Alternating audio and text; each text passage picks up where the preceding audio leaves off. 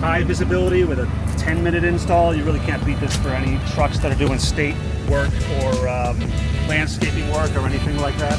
This is the way to go, honestly. Hey guys, Brendan with ZZ2 here, Brendy. We got a beautiful 2021 F-150 Limited here. We're going to show you our ZWAGZ product today, ZW-FRD. Here's what it looks like. It T-harnesses into the BCM. Very simple, 5-minute installation, way simpler than the traditional ZWAGZ, and it'll give you a similar effect, but it's, it's a really quick install, so let's go ahead and get it going here. Installation happens at the BCM on all trucks. It's on the passenger side behind this kick panel area right here. It's better, there's a panel access back there, but we're gonna take this all apart so we can really get at the BCM. So we're gonna use plastic tools mostly to get this apart. You might need a hand, like a metal fork as well might help, and then a flashlight also really helps. But since I've done this before, we're going to start with, there's a panel back here that's hand removable, looks like that. We're going to get that out of the way. Then I actually probably can get this with my hands here. Just pry this guy up. Now for this, some of these trucks, these are lit up, so we got to unplug this guy here. Just like that. This out of the way. We're going to take some of this trim down right here. Now we can get this guy off. Clips. That. Right, it's out of the way again. And here's the BCM. So we're gonna go down to the BCM now and connect. There's gonna be 2 connectors. We're gonna remove factory and put this T-harnessing in lieu of the factory harness there. It will still pass everything else through. Okay, it's kind of difficult to see down here, but our goal is this big one right here. And then there's another one that's north of it on top, which is right here. You can see that, hopefully you can. This connector up here. So the challenge with this is that to fit the kick panel back over here, these are some bulky wires. It's kind of tough to do. You do have the option to cut power off and hardwire it, but if we're going to use the harnessing, we can just, first thing we want to do is shut the truck down and give it a few minutes for the CAN bus to go to sleep, because you really don't want to be messing with connectors at the BCM without the truck being fully off. And that means, when I say fully off, I mean the data bus is down in the sleep, and that's a couple minutes after ignition is turned off. So we've done that now, so we're gonna go ahead and remove our first connector here. Yeah, this guy right here. So it's gonna be this one, and then it's gonna be this one, and like I said, the bulk. So what I'm gonna do here is I'm gonna try and route all this harnessing underneath these 2 harnesses so that it will fit behind the kick panel when we're done. So to do that, I have to remove, let's see if I can. I have to remove these. It's better to remove these lower and then kind of just shove the harnessing back underneath here, okay? Well, you do have to return those back to factory, just so you're aware. So again, I don't need these. I just need them out of the way while I connect our harnessing in, really. That's it. Make sure that cam lock is open before you try to insert it. Make sure you push while you're pulling the cam lock connector down, and it will make a satisfying click when you've done it right. So manipulate this underneath here. Just try to shove this down here a little bit. So again, I was pressing while pulling that white connector down.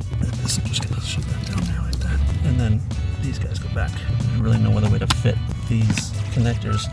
Wiring harness. You can see that we've tucked the harnessing underneath these 2 harnesses here, and here. Just to get it out of the way, because it's going to be in the way when you try to put the kick panel back on. So that one's done. The one on the top is next. That's this guy up here, right here on the top. And the rest of the bulk harnessing can be shoved upwards, up into the dash in order to get it hidden away. All right, so I'm going to go ahead and usually get it one hand there. I usually like to start with the back side first, because then we can tuck it up out of the way when we're done, okay? And so this goes right back up into the same place that it was. So I just find the last step here is to grab the module that we have, okay? And on this module, we have dip switches on the back side, and this is all laid out in the manual for you, but you can deactivate some of the lights on the truck if you want to do that. There's also a couple parameters you can change, like you can turn the strobe on or off, you can set it for halogen or LED, stuff like that. Low beam and high beam, and there's a couple others. But have a look at that, and you can set it up the way that you want it. So right into the connector here, 22 pin. You see LEDs lit up, that's a good sign. Okay, last step is if you want, this is optional, you can connect our button for activation to the side of the unit. Okay, you don't have to use this. We made it long enough so that you can put it on the dash somewhere in the center, or you can use the high beam lever to activate the system, the light system. We also have a couple inputs and outputs on here, which you can check the manual for. Some will mimic the left and right, or it'll just mimic just the output when we're hot or on. Okay, so we can leave that on or take it out either way. We'll plug it in just for consistency's sake here, okay? And that's basically it. You can hide this up into the dashboard somewhere, zip tie it to another harness, do what you want to do there. So now we're gonna go out and we're gonna see how it works. We gotta understand that the system only works at the moment with the truck on, either ignition fully on or the truck running. It will not work while the truck is off. So let's go in here and let's give it a start. Once everything is booting, all you gotta do to activate everything, they don't even have to be on. In fact, more lights up when you're off, is press and hold this high beam lever until the cluster lights up, tells you what pattern you're on. At the moment we're on pattern 3, let's go have a look. There's 3 different patterns unless you're on lightning. The lightning has a one specific pattern for lightning. That truck's completely different as far as the software goes. Let's have a look at the rear.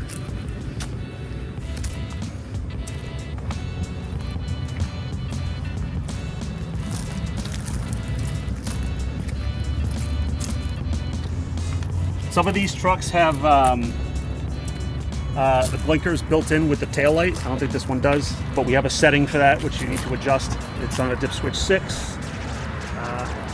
We tried to light up everything that we could.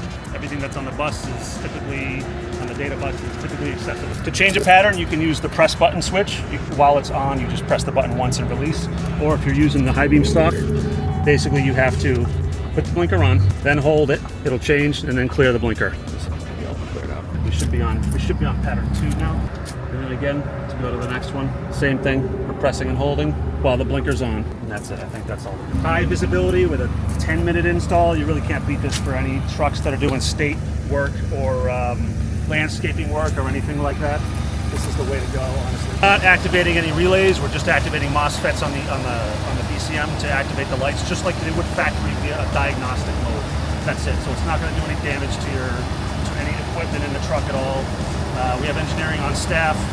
We're constantly updating these all the time, ready to go. These are so simple. This is really a no-brainer if you're trying to get visibility on the side of the road. This is the way to go, right here. So previously, back when they used to do ZWAGZ, all the way back to the 90s, it was like a 6-hour install. You have one module in the middle of the vehicle. You have to do wiring, drilling into the headlights, putting a bulb in each. It took hours and hours, which is hours. Time is money, right? This is quick. At the BCM, you could take this out and put it in another F-150 if you wanted. This system works from 2014 all the way to 2023, this particular system. We have a newer one for the 2024 as well, but you can move it into another truck if you need to. This is really a no-brainer. It's the way to go. If you're trying to get your truck to emulate flashing the lights for highest visibility possible. These are fantastic for fleets and city vehicles and security, construction, towing, anything like that, because you can install 10 of these in the time it takes to install one full, true ZWAGZ system. You're going to save a ton of time. Also, these are considerably cheaper than those systems, big time. So you're going to save money all around. I have these for all the trucks basically on the road today, mostly. So there's really no maintenance involved with this system at all. Once you plug it in, it's going to work for the life of the truck.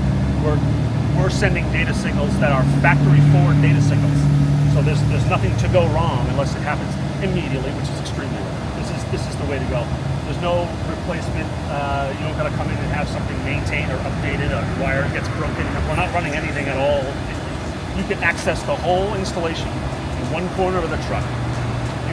You can swap the unit out in 5 minutes versus hours of a traditional ZWAGZ. We have a dip switch bank on the back of the unit. All you need is a pick, and you can adjust it to your needs. Adjustability for how you want the patterns to happen to some extent. What we do is upon most requests, people wanted a simple way. Fleets wanted a simple way to turn off certain lights and bulbs, more so than custom flash patterns. There's a bank of 6 there. Okay, dip switch 1 will disable your high beam or enable your high beam. Dip switch 2 will disable your low beam or enable your low beam. 3 is going to be a reverse light, on or off, right?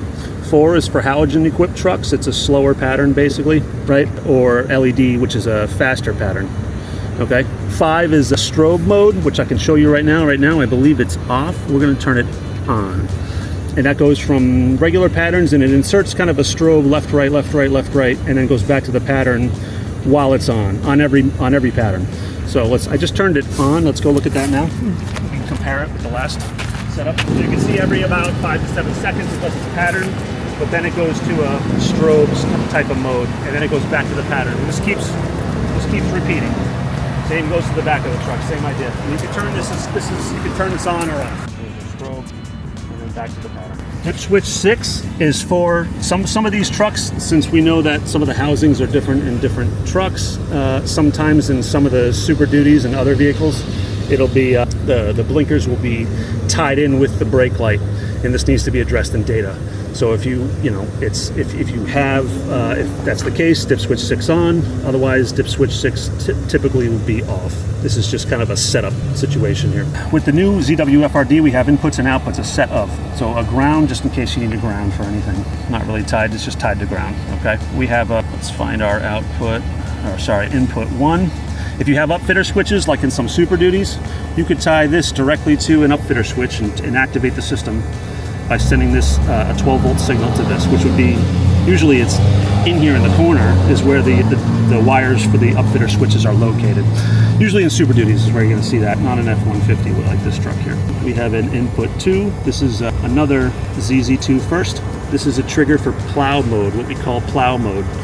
So with a plow system, you may or may not know, there's usually a second brain with a bank of relays in it that controls the plow lights. And the reason that this would be a problem with this system or any flashing system is that they're flashing too fast for the relays to be able to handle the current going through them. So what we do, if you activate this input before you activate our system, it'll put the unit in plow mode, and what that does is it slows down the pattern and it disables the high beam and the low beam from flashing at all. So this will reduce the load of the lights on the plow if you're running a plow, which most guys are doing these days all over the country. Okay, that's it for the inputs. We got 3 outputs. One is output 1.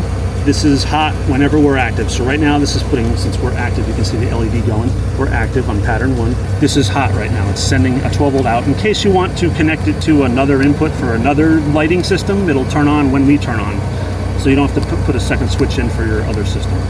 Okay, and then we have output 2 and 3. This is left and right, respectively. Okay, these mimic what's happening on the blinkers right now. So if it's going 1, 2, 3, 1, 2, 3, left, left, left, right, right, right, it's doing that on these as well, if that makes sense.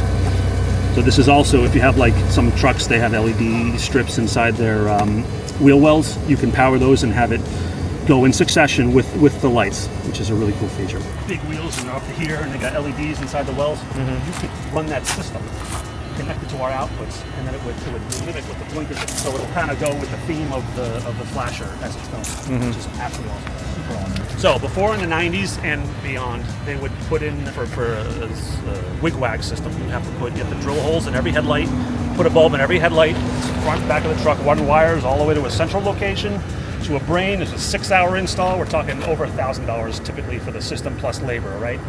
This, you're a couple $100 in, and you T-harness into the BCM, and that's it, you're done. We're emulating this, not exactly the same. It's not going to be as fast, honestly, as fast as a true ZWAGZ system. But for the cost, for performance ratio, you are winning big time here. This is 10 minutes and you're done. You don't have to spend 6 hours or pay a guy to run wires in the truck 6 hours. Also, it's return to factory in minutes if you need to check anything, or if you're switching it to another truck or whatever. This is really the way to go, and it's the way forward. It's the future.